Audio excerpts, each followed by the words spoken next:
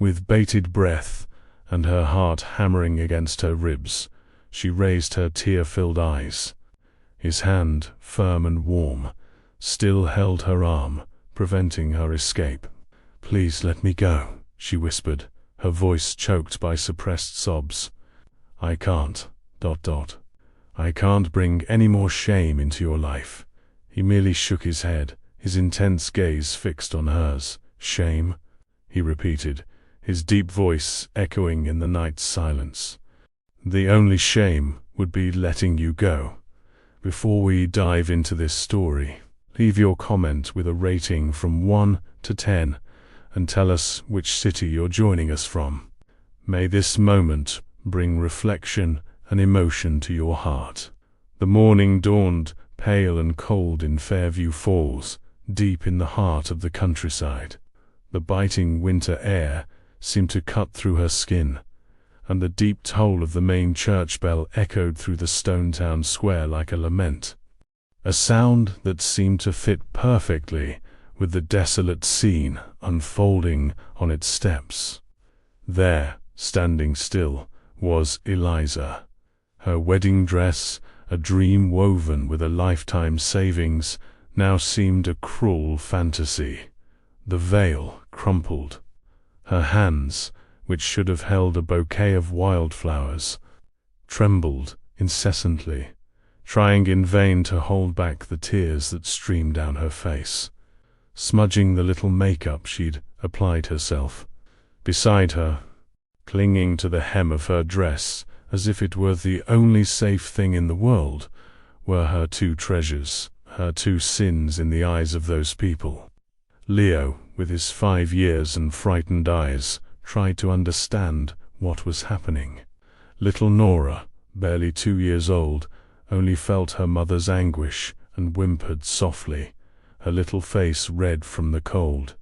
The curious onlookers, who had previously gathered for what should have been the wedding of the year, now dispersed little by little, casting pitying glances and malicious whispers. Minutes earlier, Anthony, the groom, the man who had promised her the world, had mounted his dark horse and ridden off without even looking back, his last words spoken with a coldness that froze Eliza's soul, still echoed in her mind. "I cannot marry a disgraced woman. Raise children who aren't mine. Never.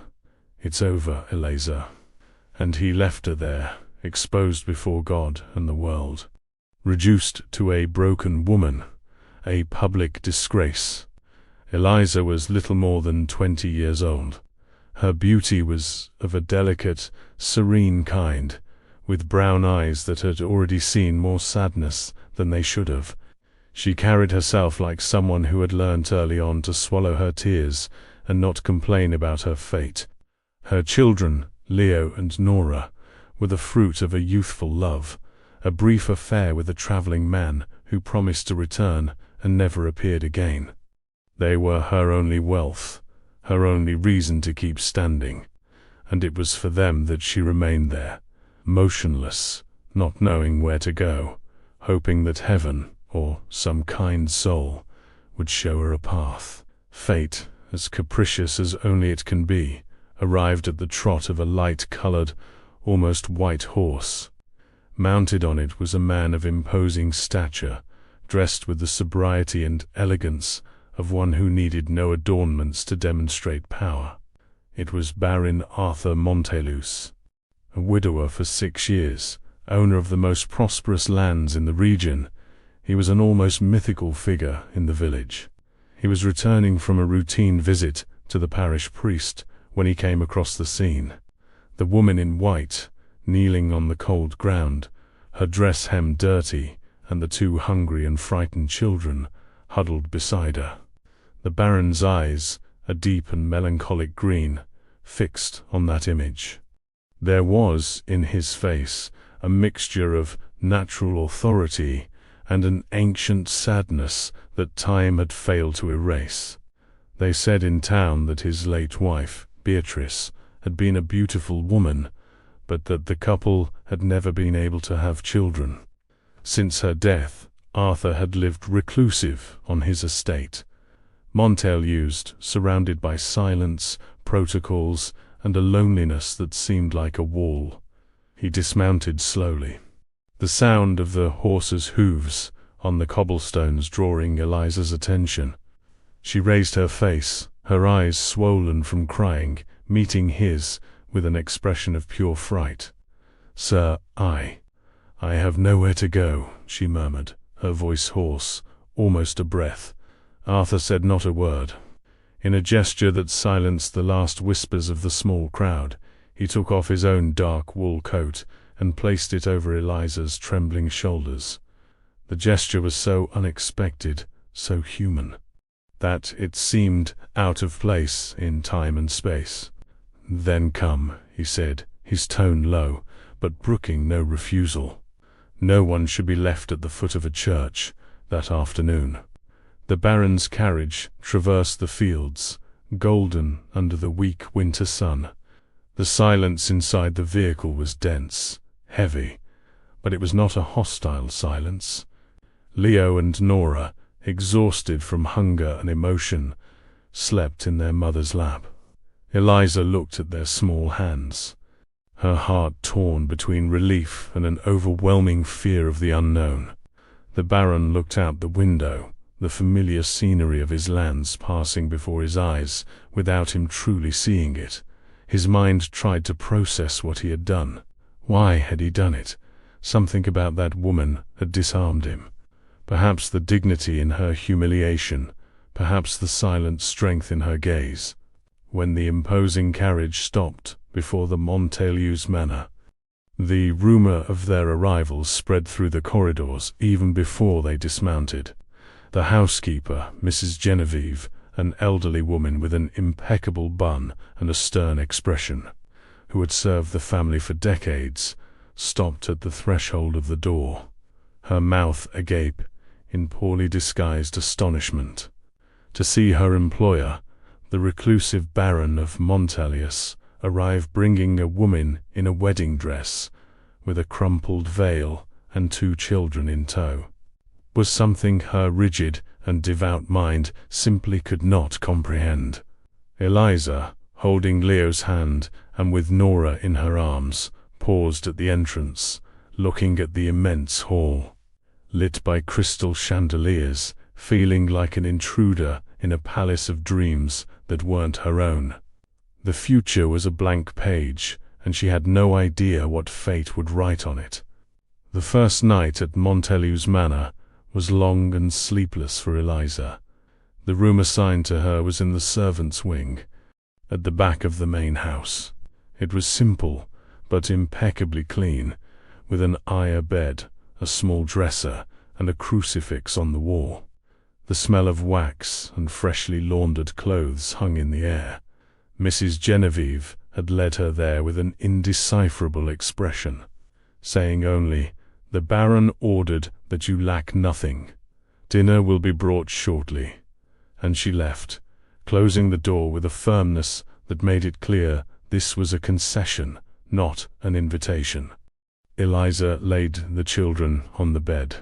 Lil fell asleep almost instantly, overcome by exhaustion. Nora grumbled a little, but soon snuggled into her mother's chest, seeking security. Alone in the silence, Eliza sat on the edge of the bed and let the weight of the day finally hit her. The humiliation at the church, the fear, the uncertainty, and then the Baron's gesture. Why? What kind of man was he who, without knowing her, pulled her from the mud and brought her to his home? Gratitude mingled with a deep fear. She was a stranger here, a problem that this good man had brought upon himself. With every creak of the house's wood, every distant sound, her heart jumped. She thought of fleeing, of taking her children and disappearing into the darkness, but where would she go? She didn't have a penny, she had no one. The estate, with all its frightening grandeur, was now her only refuge. Morning arrived with the rooster's crow and a timid ray of sunshine that entered through the small window. Eliza awoke to the smell of fresh coffee and baking bread. The sounds of the estate awakening were a strange and fascinating melody. The lowing of cattle, the sound of wagons, the voices of the workers. She dressed herself and the children in the few clean clothes she had in the small bundle she carried, determined not to be a burden, not to live on charity. She had a plan.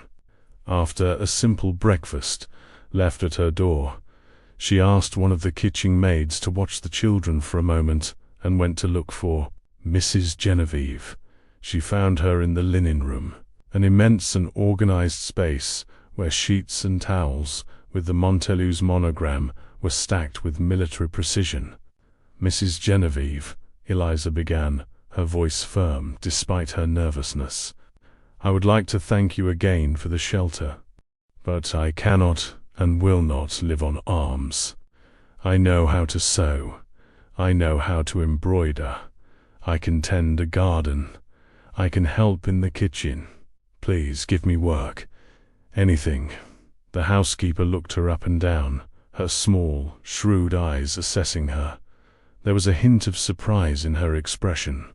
Perhaps she expected a weeping, begging woman. Not this young woman, with an upright posture, who offered her hands for work. The Baron said to take care of you, and the children, Genevieve replied, her voice dry. He said nothing about work.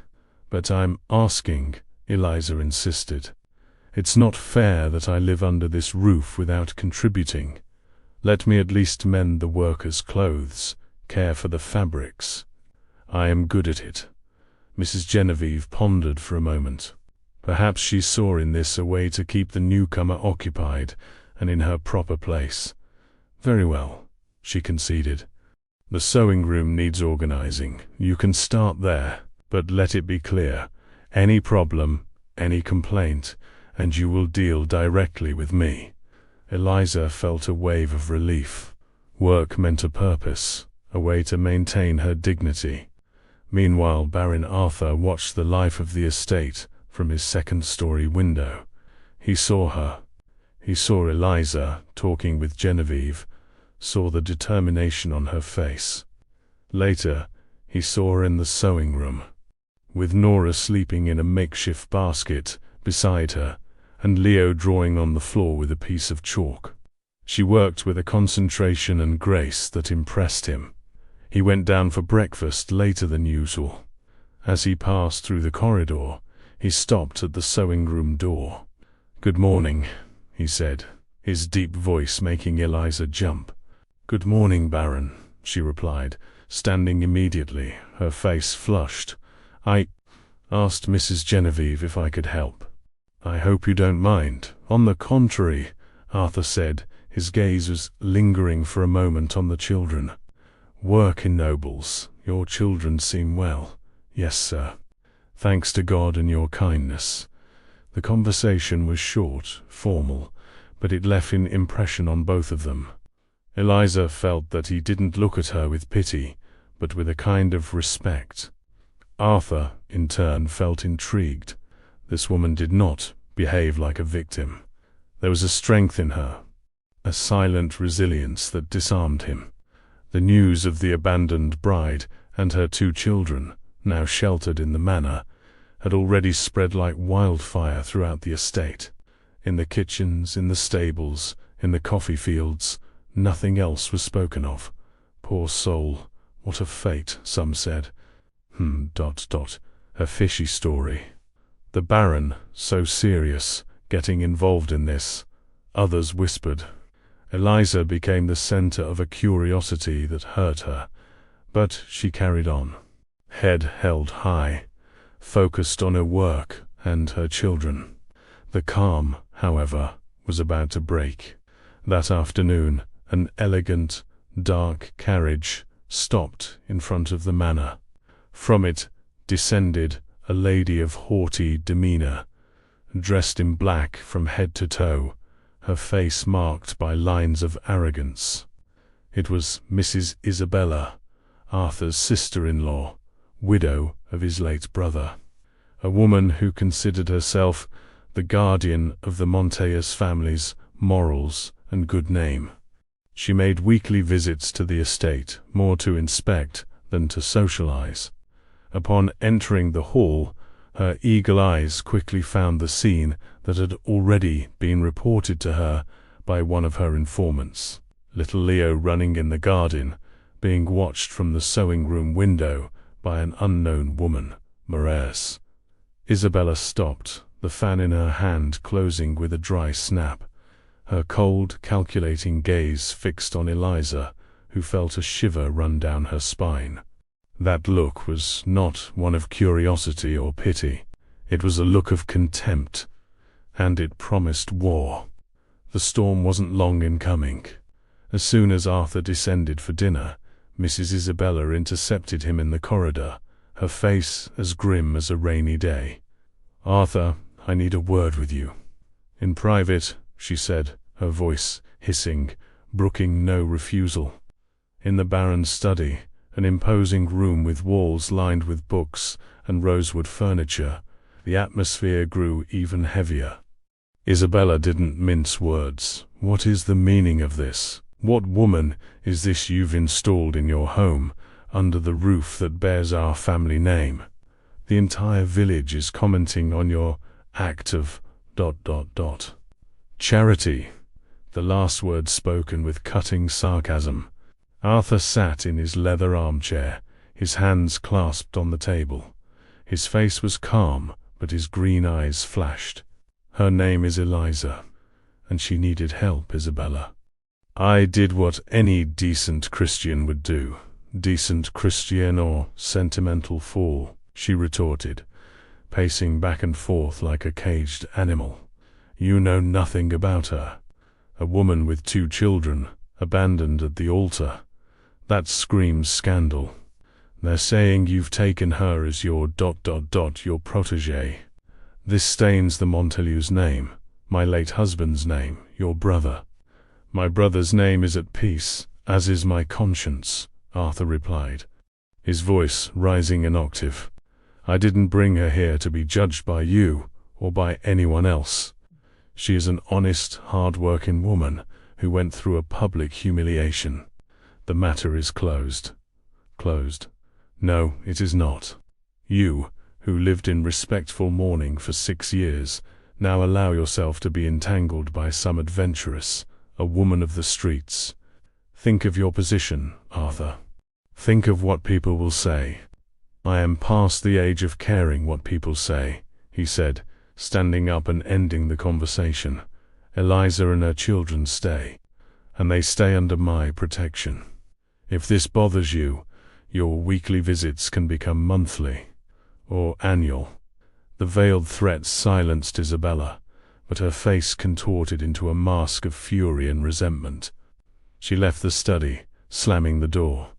Across the corridor, in the sewing room, Eliza finished folding a piece of linen. She hadn't heard the entire argument, but some cruel words had pierced the door and struck her like stones. Adventurous, woman of the streets, scandal. Her heart sank. It was exactly what she feared. Her presence there was causing problems for the man who had saved her. Shame consumed her, hot and suffocating. She could not allow that. She could not repay his kindness with the stain of a scandal.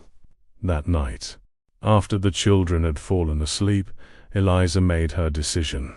Her heart broken, but her mind resolved, she packed her few belongings in the same bundle they had arrived in. She folded the wedding dress, now clean, and placed it at the bottom.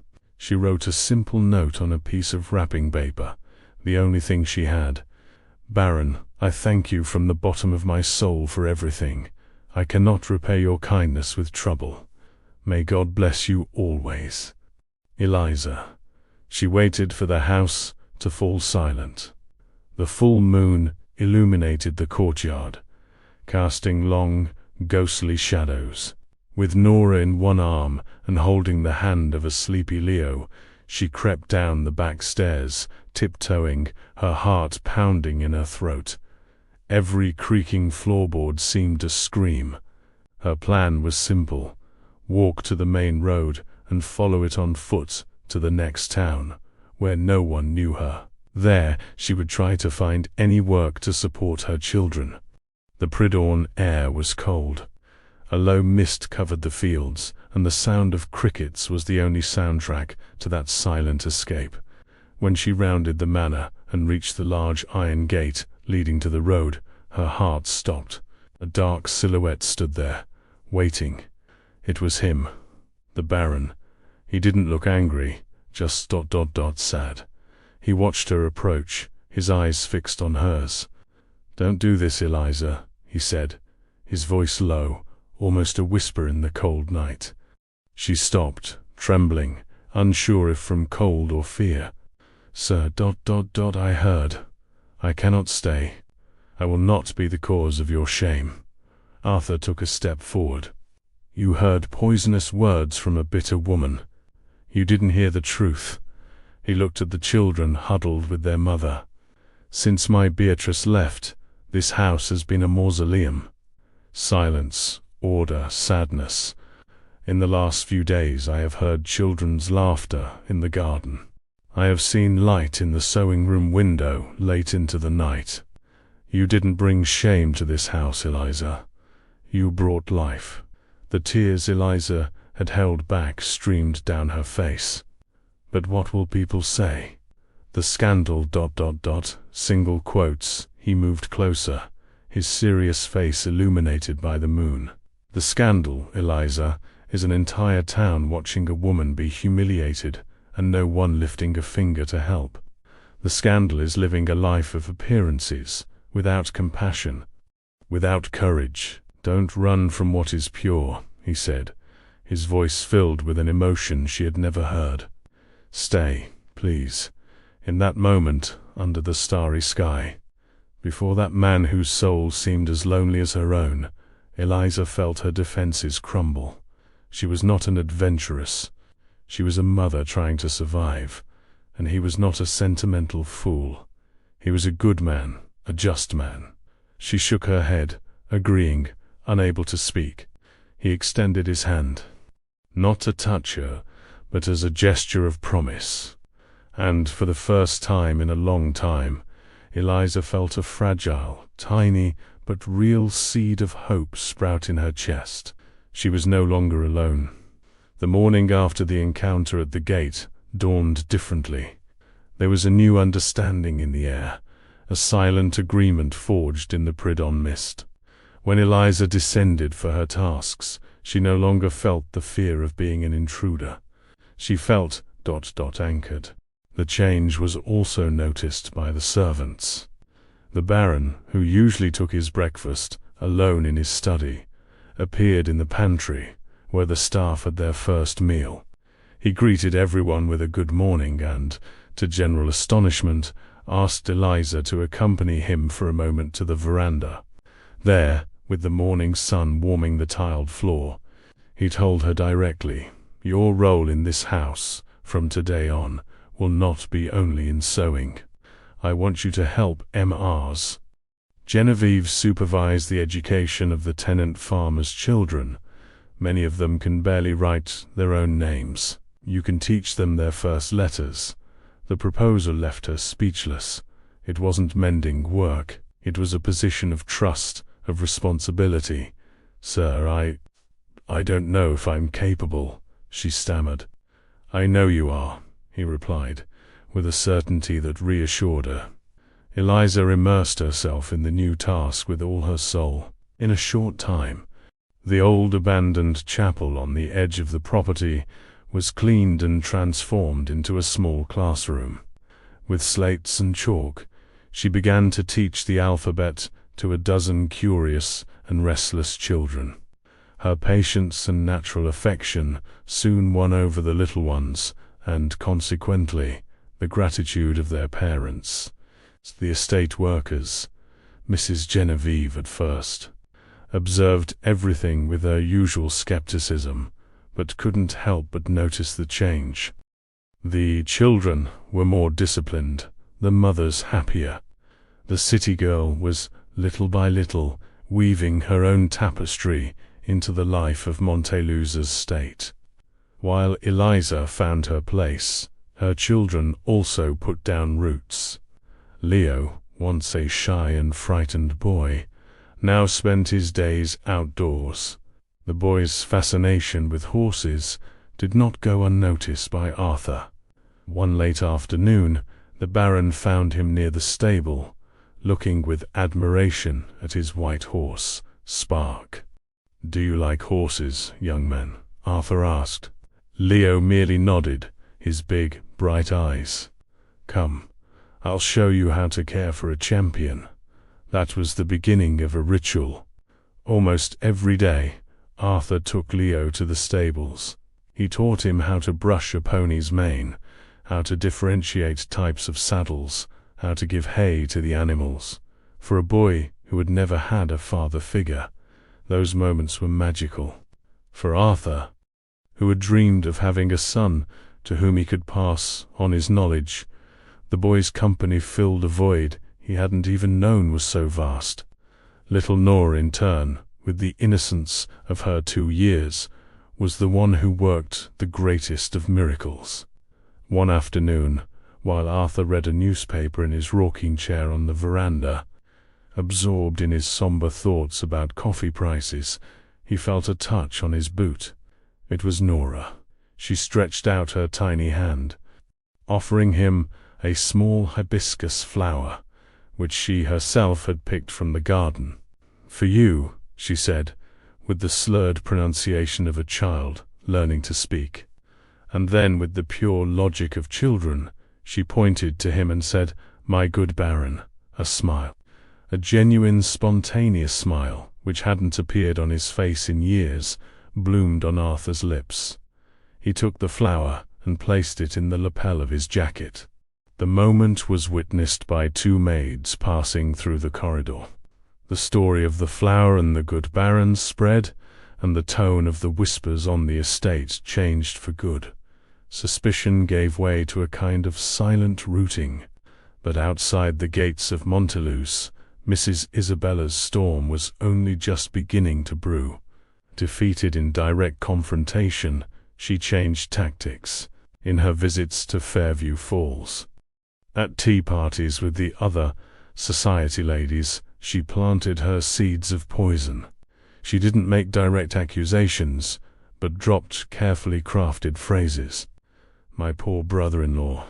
So lonely, his heart is too good. Easily deceived by an angelic face, ... single quotes, or a woman with such a ... shadowy past. Let's hope faith guides him to the correct decision." She painted Eliza as a black widow in training, a temptress who had enchanted the grieving Baron to steal his fortune. Her campaign culminated in a visit of the bishop of the diocese, a stern man and a long-time friend of the Montague family.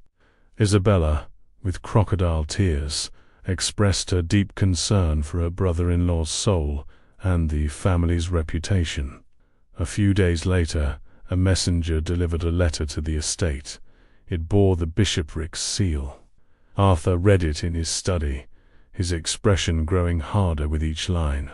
The letter was a masterpiece of ecclesiastical diplomacy. It praised the Baron's charity, but expressed concern about the irregular situation in his residence. It spoke about the importance of maintaining appearances and the duty of a man in his position to be a moral example to the community. It was a clear warning, a veiled order. External pressure, orchestrated by Isabella, was now officially knocking at his door. The world outside wouldn't simply ignore the family he was trying to build. The bishop's letter weighed in Arthur's hand like a stone. He read and reread it, each polished word sounding like a summons. Moral example, irregular situation, appearances. These were the same chains that had imprisoned him for years in a life of mourning and solitude. He felt trapped between duty to his name, his position in society, and a powerful new feeling growing in his chest, an instinct to protect Eliza and the children at all costs. That afternoon, he called her to his study. The air was thick with a tension that had not been between them before. Eliza entered, feeling the weight in his gaze, and her heart turned to ice. Had he regretted it? Had the world's pressure become too much? "Eliza, sit down," he said, his tone more formal than usual. He didn't mention the letter. He didn't want to alarm her with the details of Isabella's conspiracy, but he needed to understand what she thought. "The whispers in the village haven't ceased. On the contrary, my sister-in-law ... and others are concerned about appearances, about my reputation."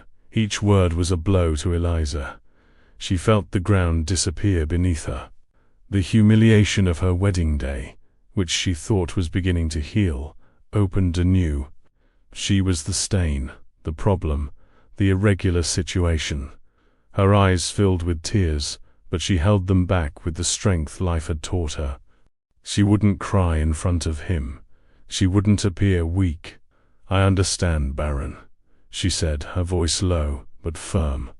"I am grateful for everything, more than words can say. But I never wanted to be a burden or a source of trouble for you. I will do whatever it takes not to cause you further embarrassment." Her response was dignified, yet filled with deep pain. She was, once again, offering to disappear. Arthur felt a pang of remorse. That wasn't what he wanted. He wanted her to fight, to say that this was her place. But how could he ask that of her, after all she had already been through? He merely nodded, lost in his own thoughts. Eliza left the study feeling hollow inside. The small world of peace she had begun to build seemed to be crumbling. She went to the garden, the only place she felt she could breathe. She found Leo and Nora playing near a rosebed. Leo proudly showed his sister a small boat he had made from a large leaf and a twig. Nora clapped her hands enchanted, seeing the pure, innocent happiness on their faces. Oblivious to reputations and bishops and malicious whispers, a new wave of determination washed over her. She could endure anything for them. If she had to leave, she would. If she had to stay and face the stairs, she would. Her strength came from them. From his study window, Arthur watched the scene. He saw the sadness on Eliza's face as she sat on the stone bench. He saw how her expression transformed when she looked at her children. He saw the strength of a lioness protecting her cubs, and he felt like a coward. He, the Baron of Montellus, with all his power and his land, was concerned with appearances, while this woman, with nothing in the world, was ready to face everything for the love of her children. In that moment, he realized that true nobility lay not in his title, but in the courage she displayed every day. His reflection was interrupted by the arrival of Mrs. Isabella. She entered the house with an air of poorly disguised triumph, believing that the bishop's intervention would finally put Arthur in his proper place. "So, my dear brother-in-law," she began, upon finding him in the drawing-room, "have you received news from our esteemed bishop, a man of great wisdom? I am sure he advised you on the most appropriate solution to this problem of yours." She began to unravel her plans. "I thought of a convent in the city, a discreet place where she could work and the children would be educated in Christian charity. It would be a dignified end to this sad story." Arthur listened to her in silence, his face a mask of stone. He said nothing. He merely observed her with a gaze so cold that even Isabella felt uncomfortable. That night, dinner time arrived. The table in the large dining room was set as always, with places for Arthur and, when she was visiting, for Mrs. Isabella. Eliza's and the children's plates were served in the pantry, along with the other servants. But that night, Arthur did something different. He called Mrs. Genevieve. "Genevieve, please. Ask them to set a small table for 4 on the back veranda. For me, for Mrs. Eliza, and for the children. And tell my sister-in-law that, if she wishes, she may join us. or dine alone in the main dining room. Genevieve's jaw dropped. Isabella, who heard the order from the corridor, turned pale with rage. It wasn't an expulsion, but something far more powerful. It was a choice. Ethan wasn't hiding Eliza. On the contrary, he was creating a new space for her, a family space, apart from the cold formality of the house. It was a silent act of rebellion, a checkmate to his sister-in-law's strategy. From the drawing room door, Isabella watched the servants hastily set up the small table on the veranda, her face contorting with hatred. The battle for the heart of Montailu's estate was far from over. The first dinner on the veranda was an exercise in awkwardness. The air was thick with a delicate tension. Eliza barely touched her food, feeling the eyes of the entire household on them, even if no one was looking directly. Leo and Nora, however, were oblivious to any drama. Leo, excited to have the Baron at the table, chattered incessantly about a bird's nest he'd found. Nora, sitting in a makeshift high chair, tried to eat her mashed sweet potato with her own hands, spreading more food on her clothes than in her mouth. And it was Nora's mess that broke the ice. Eliza, mortified, tried to clean her daughter's face, when Arthur picked up a linen napkin, dipped it in his glass of water, and with surprising gentleness, he himself wiped the girl's dirty cheeks. "Leave it," he said to Eliza with a half-smile. "A little mashed potato won't hurt anyone."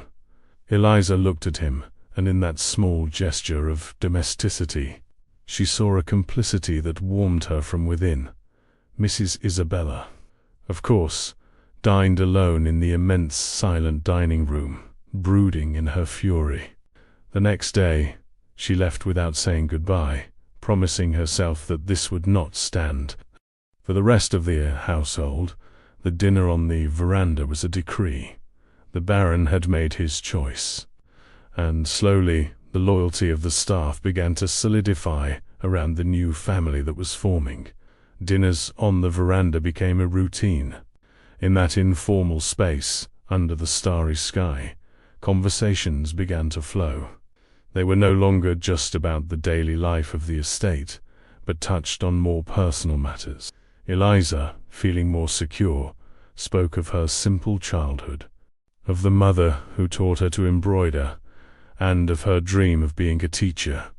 She spoke, with a serene sadness, of the father of her children, the man who deceived her with empty promises, but without bitterness, only with the resignation of one who had learned a hard lesson. Encouraged by her openness, Arthur also began to lower his guard. For the first time in 6 years, he spoke of Beatrice, his late wife. He described her not with the ardent passion of romances, but with a respectful affection. He spoke of an arranged marriage between families, a union of companionship and mutual interests. And, for the first time, he confessed to someone the great sorrow of their lives, the inability to have children. "Beatrice grew ill with melancholy," he said, his voice low. "I think the large silent house swallowed her whole. She longed for the sound of children running through these halls, and I couldn't give that to her." Eliza listened, her heart aching with compassion. She saw now that his loneliness was as profound as her own. They were two souls marked by loss and shattered dreams. One evening, after the children were asleep, Eliza was on the veranda finishing an embroidery. It was a tablecloth, and she was drawing with thread a pattern of flowering dogwood trees, the trees that painted the region's landscape. Arthur approached in silence and watched the agile movement of her hands. "It's beautiful," he said. "I've never seen such delicate work. My mother used to say we should embroider our dreams into the fabric, so we don't forget them," she replied, without looking up. A comfortable silence settled between them, filled only by the sound of crickets. Arthur felt an impulse, a desire to touch her hand, to feel the skin that worked with such care. He extended his hand, his fingers almost brushing hers over the fabric, but at the last second, he hesitated and withdrew it. The moment passed, but the electricity lingered in the air. The attraction between them was now an almost physical presence, a powerful and frightening feeling they both tried to ignore, without success. While life flourished on the estate, the siege was closing in from the outside. Isabella's campaign began to take effect. A banker from the city, with whom Arthur had done business for years, sent a letter cancelling an important meeting, citing unforeseen circumstances. The invitation to the annual town club ball, which the Montelius family always received, didn't arrive that year. Arthur felt social isolation becoming a reality, but to his own surprise, it didn't faze him. On the contrary, every door that closed in the outside world seemed to strengthen the bonds that tied him to this new life he was building. Fate, however, still held a trial in store for them. On a stormy night, with winds howling and rain that seemed to want to drown the world, little Nora began to burn with fever. It wasn't a common cold. The fever rose rapidly, and the girl whimpered, her little body limp and her breathing labored. Eliza, desperate, used cold compresses, herbal teas, everything she knew, but nothing helped. The estate's healer was ill, and the town doctor had traveled for an emergency in another town. Panic began to consume Eliza. She saw her daughter growing weaker and weaker, her small lips turning purple. In desperation, she ran through the halls to Arthur's study, rain lashing furiously against the windows. She burst in without knocking, tears streaming down her face. "Baron, for God's sake, help me. Nora... she's dying." In that instant, Arthur didn't see the guest, the abandoned bride, the woman of scandal. He saw a mother in agony. All his protective instinct, which had been growing day by day, exploded. He sprang to his feet. "Saddle my horse, as fast as you can," he shouted to a passing servant. "I'm going to Rivington to fetch Dr. Alistair. I'll bring him back even if I have to drag him." He grabbed his raincloak, his face a mask of determination. The storm outside was nothing compared to the one raging within him. He wouldn't let that girl die. He wouldn't let Eliza suffer that loss. Montelius Manor seemed like a ship adrift on a stormy night. Outside, the world dissolved into water and wind. Inside, time was measured by a child's labored breathing. Eliza didn't leave Nora's bedside. Her face was pale, her eyes sunken, but her hands were steady as she changed the compresses on her daughter's forehead. Every whimper from Nora was a stab to her heart. She prayed as never before, begging God not to take another piece of her soul. Far away, Arthur rode like a madman. His horse, sparked, sensing his master's urgency, cut through the dark night, mud flying from its hooves. Lightning tore across the sky, briefly illuminating the treacherous road, full of puddles and fallen branches. Arthur felt neither the cold nor the drenching rain.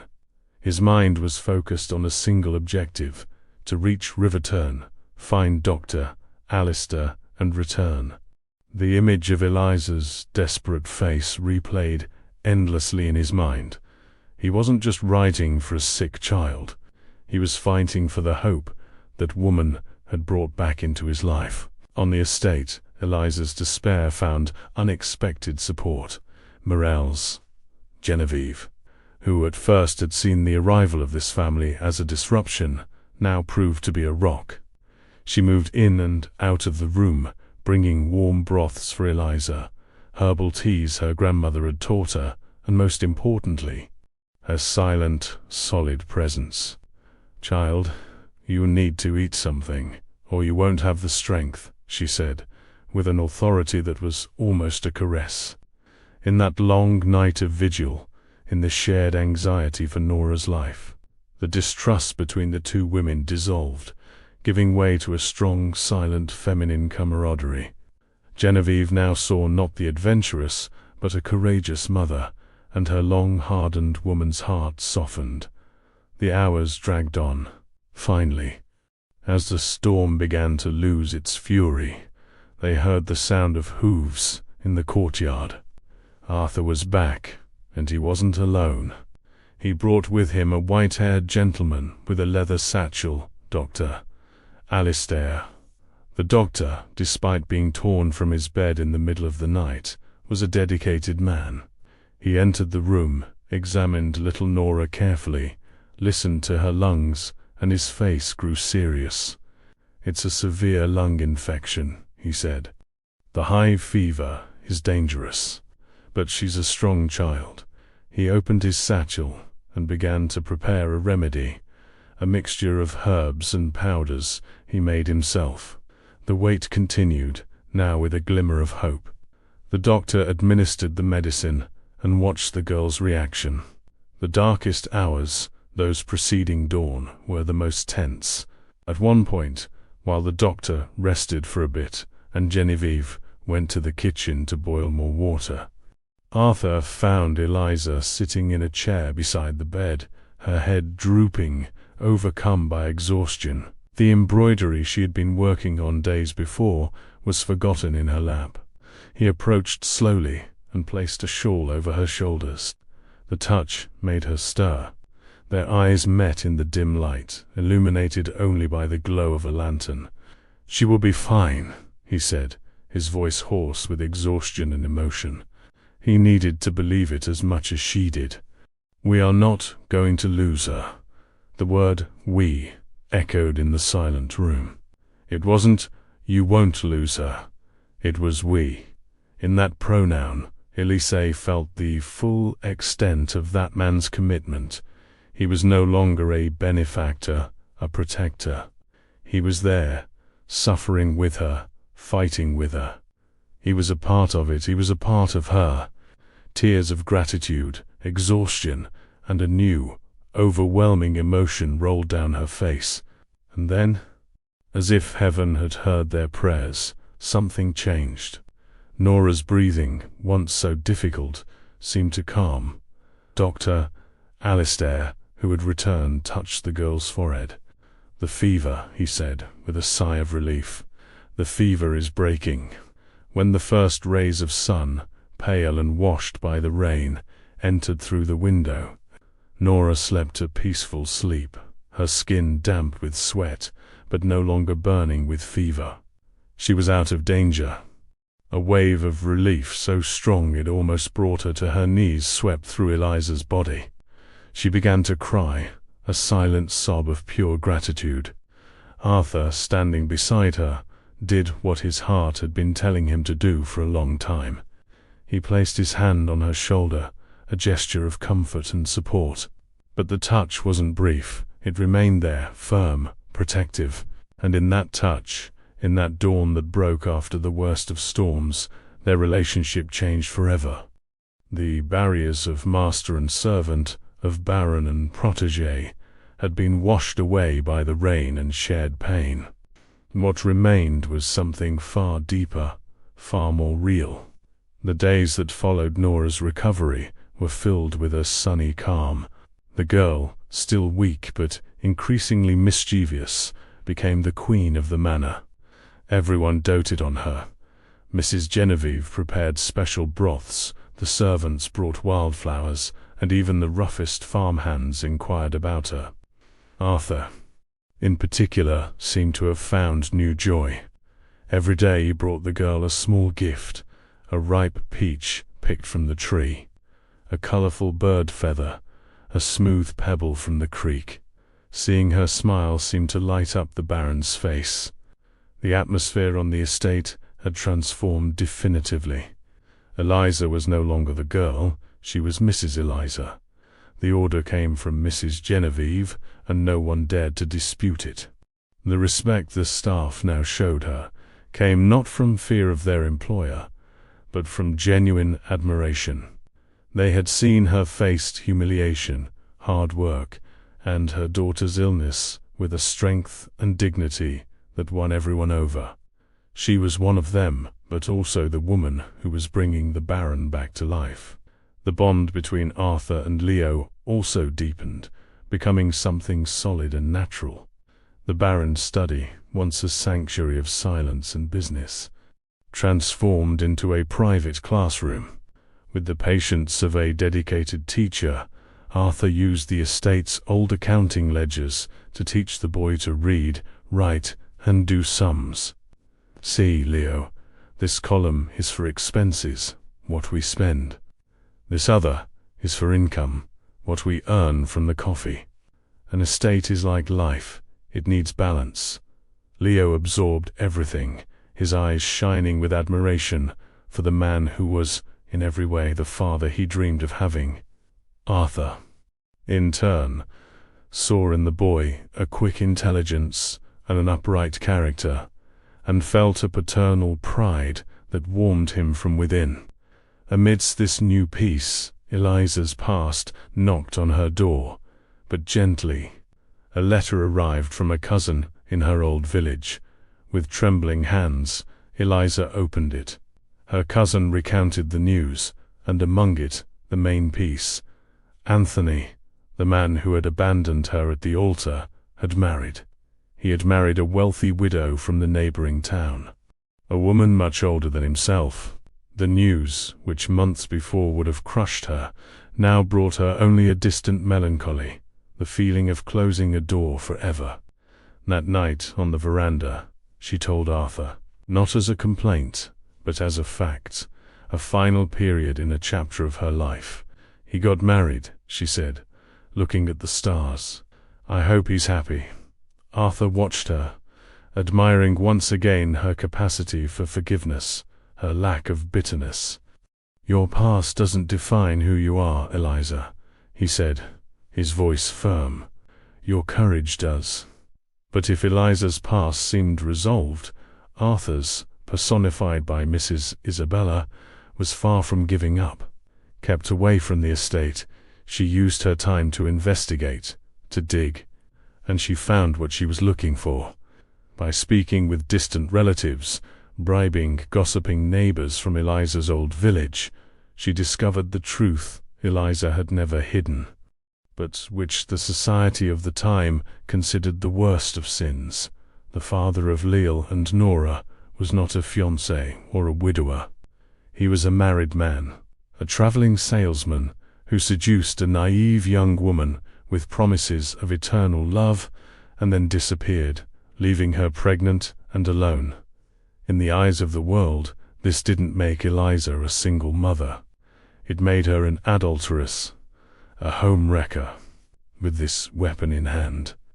Isabella felt she had the silver bullet to put an end to that story once and for all.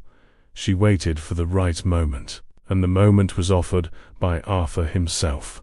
Feeling that life on the estate had stabilized, that his new family was a concrete fact, he decided it was time to stop hiding. It was time to face the world. He announced that he would host a small party to celebrate the good coffee harvest. He would invite the few neighbors and business partners who still remained loyal, the people whose opinions truly mattered. His intention was clear: to formally introduce Eliza to society, not as his protégée, but as the lady of the house. The estate buzzed with preparations. Cooks tested recipes, gardens were cleaned and adorned, silverware was polished until it gleamed. There was an atmosphere of joyful anticipation in the air. Eliza, her heart torn between hope and fear, sewed a simple but elegant dress for the occasion. It would be her reintroduction to the world, this time alongside a good man. Little did she know that, in the shadows, Mrs. Isabella sharpened her knife, ready for the final attack, waiting for the perfect moment to publicly destroy the happiness she so envied. The night of the harvest celebration arrived with a clear, starry sky. The manor's veranda was transformed. Colorful paper lanterns hung from the rafters, casting a soft, golden light. Tables covered with white linen cloths were laden with fragrant foods. Soft music, played by a local fiddler, created a welcoming atmosphere. The guests, about 20 in total, were the local farmers and merchants who, out of respect or friendship, had ignored the rumors and accepted the Baron's invitation. Arthur stood at the center of it all, imposing in his dark suit. By his side, for the first time officially, was Eliza. She wore the blue dress she had sewn, the color enhancing the sparkle in her brown eyes. She was nervous, but Arthur's hand, holding hers firmly, gave her courage. Leo and Nora, dressed in their finest clothes, ran among the guests, enchanting everyone with their childish joy. There was an energy of new beginnings in the air.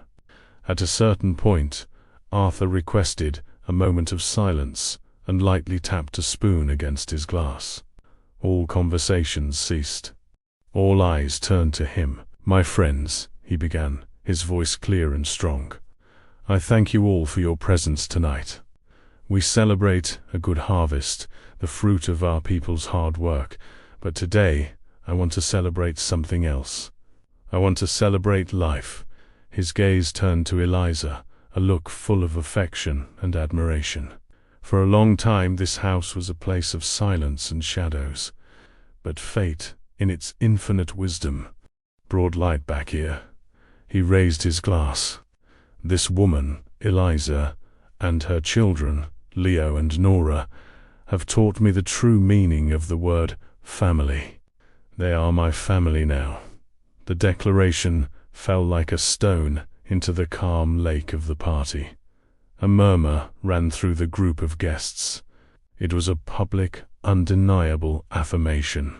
It wasn't a marriage announcement, but it was just as powerful. The Baron of Montelus was acknowledging that woman and her children before the world. It was at that exact moment that a figure dressed in black stood out in the crowd. Mrs. Isabella. No one had invited her, but she was there, her face pale with rage, her eyes shining with malice. "What touching words, Arthur," she said, her voice sharp as broken glass, silencing everyone.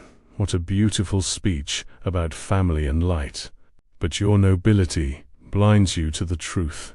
Or perhaps you simply don't care about honor." Arthur turned to her, his face hardening. "Isabella, what are you doing here? I came to stop you from making the biggest mistake of your life. I came to open your eyes and those of your friends." She practically shrieked, and then, turning to the guests, she fired her weapon. "This woman he calls his light, whom he wants to install as mistress of Montelus, is not the honorable widow you think. The father of these children was not her husband. He was a married man. These children you see running here are the fruit of sin, of shame, of an adulterous affair." The silence that followed was absolute, heavy, deadly. The music stopped. The fiddler froze with his fingers on the strings. All eyes, once filled with curiosity or admiration, now turned to Eliza, laden with shock and judgment. Eliza's face lost all color. The ground seemed to have disappeared. It was her worst nightmare coming true. Before everyone, whispers began again, now venomous. "Adulteress, deceived the Baron." Arthur stepped forward to defend Eliza, to expel Isabella, but was stopped by Eliza herself. She released his hand and walked to the center of the circle of gazes. She trembled from head to toe, but her chin was held high. She didn't look at Isabella. She didn't look at the guests. She looked directly at Arthur. And it was to him that she spoke, tears finally streaming down her face. "It's true," she said, her voice choked, but clear. The sound of her confession echoed in the night. What she said, ... "It's true. I was very young. I was naive, ... and I believed the promises of a man who deceived me. I made a mistake for which I've paid every day of my life." She paused, taking a deep breath, and her gaze found her children, who, sensing the tension, had run to cling to the hem of her dress. "But my children," she continued, her voice gaining the strength of a lioness, "they are not a mistake. They are not a shame. They are the only pure and good thing that came from my pain. And I love them more than my life." The brutal honesty of her confession silenced everyone. Isabella smiled, victorious, expecting Arthur to finally cast her out. This was the final test. Society, honor, the past. What would he choose? Arthur looked at the faces of his neighbors, saw the judgment in them. He looked at the fury on his sister-in-law's face. And then he looked at Eliza, standing, vulnerable, yet unyielding in her truth. He looked at Leo and Nora, clinging to her. Slowly, he walked to her. He passed her and knelt on the ground, bringing himself to the children's height. He looked into Leo's frightened eyes. Then he looked up at Eliza. "The only sin here tonight," he said, his voice resonating with an authority no one would ever dare challenge, "is the cruelty of those who use another's pain to feel superior." He stood up. He took Eliza's hand and held it tightly. Then he turned to the guests and said, loud and clear, "Her past does not concern me. What concerns me is our future." His gaze then blazed at Isabella. "As for you, Isabella, your presence is no longer welcome in this house. Never again." The party was over. But for the Montellus family, life was just beginning. The silence that followed the Baron's words was broken by the hurried footsteps of the guests. The party broke up awkwardly.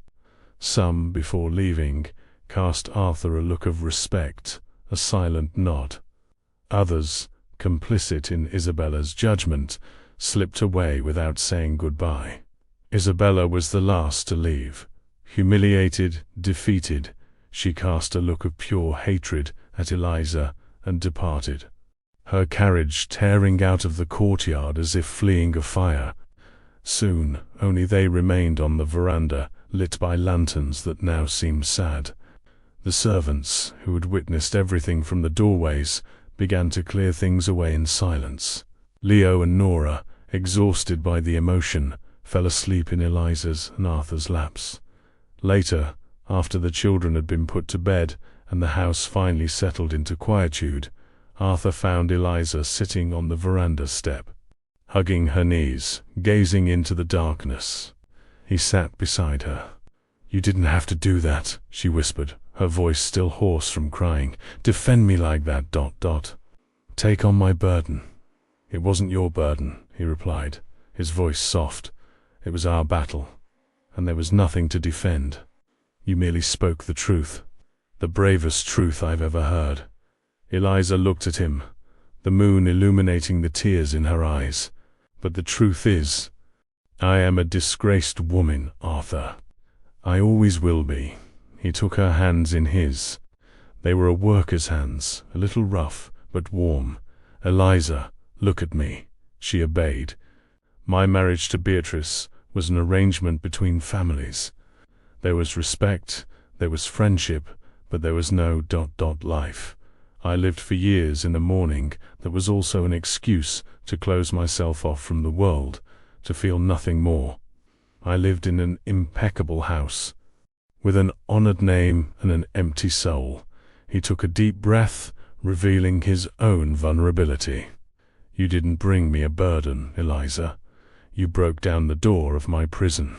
You and your children taught me to breathe again. If anyone was saved here, it was me." In that moment, under the gaze of the stars, all barriers between them disappeared. There was no baron and protégé, only a man and a woman who had found a safe harbor in each other. "Eliza," he said, his voice choked with deep emotion, "I no longer want to be just your protector. I want to be your husband. I want to give my name to Leo and Nora. I want to truly be their father. Marry me." It wasn't a grand proposal, but a heartfelt invitation to share a life. Eliza's tears were now of joy, of a relief so profound it seemed to wash her soul of all past pains. She didn't need words to answer. She simply leaned in and kissed him, a kiss that sealed all promises, healed all wounds, and began a future they both, until recently, hadn't dared to dream of. 2 weeks later, the small chapel on the estate, the same one Eliza had transformed into a school, was adorned with wildflowers. There were no city guests, no luxury. It was a simple, intimate ceremony, officiated by the village priest, a good man who believed more in God's mercy than in the rules of men. The only guests were the estate workers, the people who had become the couple's true community. Mrs. Genevieve, with moist eyes, was the matron of honor. Leo, proud in his new clothes, carried the rings. Nora, in Arthur's arms, laughed, trying to reach for the flower adorning the altar. When the priest declared them husband and wife, a shower of rice and flower petals, thrown by the servants, fell upon them in the estate courtyard. The months that followed were the happiest Montelius estate had ever known.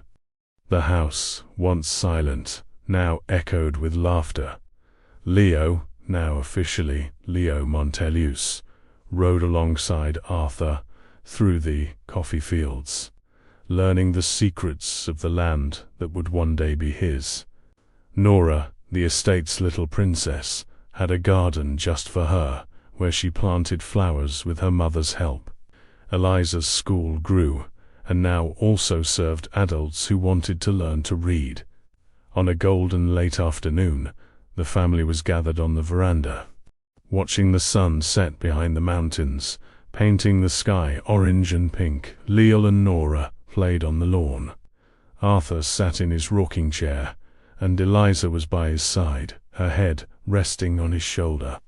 Her hand rested gently on her belly, where a new life, the fruit of a love that overcame prejudice and pain, was beginning to grow. Arthur embraced her, his heart overflowing with a peace he had never imagined possible. He looked at his wife, at his children, at the home they had built, and he understood, with a clarity that moved him, that a man's true inheritance is not the lands he owns or the name he carries. It is the family he builds, the love he cultivates, the courage to follow his own heart against the judgment of the world. And his inheritance, he knew, was the richest of all. So did you enjoy following Eliza and Arthur's journey? This story shows us that true nobility lies in compassion, and that love can indeed rebuild lives. If this story moved you, don't forget to subscribe to the channel so you don't miss any new stories that arrive here. Leave your like, which is your applause for our work, and comment below what you liked most about this ending. Your participation is what drives us to continue telling stories that touch the heart. A big hug, and see you next time.